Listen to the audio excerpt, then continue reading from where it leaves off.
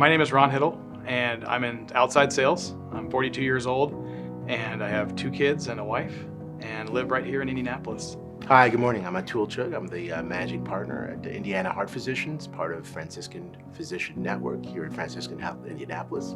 So the morning that I woke up and realized something wasn't quite all right was I felt my heart was beating out of his chest. I looked at my smartwatch and it didn't register anything different. My pulse wasn't registering at all. I thought, well, it's unreliable technology.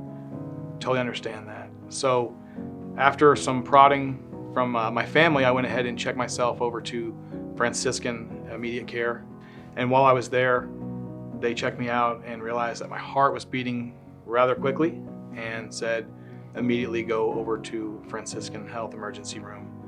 Once they did and realized that my heart was beating extremely fast, I was going through AFib. We decided that we were going to go ahead and go through the cardioversion. So after the first cardioversion, or the first round of cardioversions, I was released. We did schedule a visit with Dr. Shivang Shah here at Franciscan Health Heart. And he looked at me, we did some exams, ran some tests, and decided just to keep going on life and started on some medications. So we had a few more times where my heart would get a little bit not right. Dr. Shah had talked about running what's called an ablation, and the ablation seemed to be something that could solve the problem.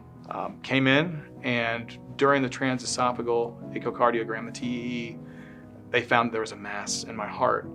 Initially, when we saw the mass in Ron's heart, we thought that it was most likely going to be a myxoma, which is a benign tumor. So what Ron had was what we call a synovial sarcoma, exceedingly rare, one in which the prognosis is often challenging. Again, the thought comes to a 42-year-old male who, from all appearances and interactions, lives this extremely full life. And so the onus on us became, okay, we know that there's going to be a pathway here towards not only excision, but also chemotherapy. These patients, after undergoing these therapies, will have long-lasting effects on the cardiovascular system, some of them leading into a situation called heart failure, where the heart pump fails. Well, we knew that wasn't an option for Ron. We knew that this was not something that we even wanted you to come close to.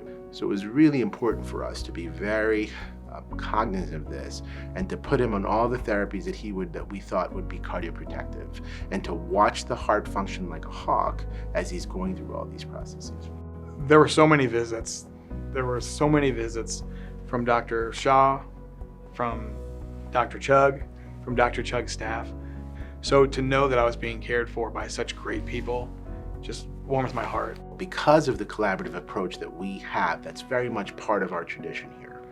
What really works at the end of the day is when you have a team that just has enough mutual respect and has enough of time and frankly, just the will to talk to each other. I could just tell you that you're the only person I know of that could force me to wear a Hawaiian shirt to clinic. I will tell you to start with that. And that's not to say that that everyone has to do it. He came with a attitude that was the most therapeutic attitude that you could have. This idea that he came to us knowing that he was going to beat this gave us more fortitude to really throw in everything with the kitchen sink at you. And you've touched the lives of everyone that you've come in touch with. It's been 2 years since all of this began, and looking back, it feels like a lifetime. When I was first diagnosed, I had a friend who was also going through chemotherapy, and he said a simple phrase. He said, "No excuses, no pity, you were chosen for a reason." And I've lived that mantra. Why I'm here today, to tell the story.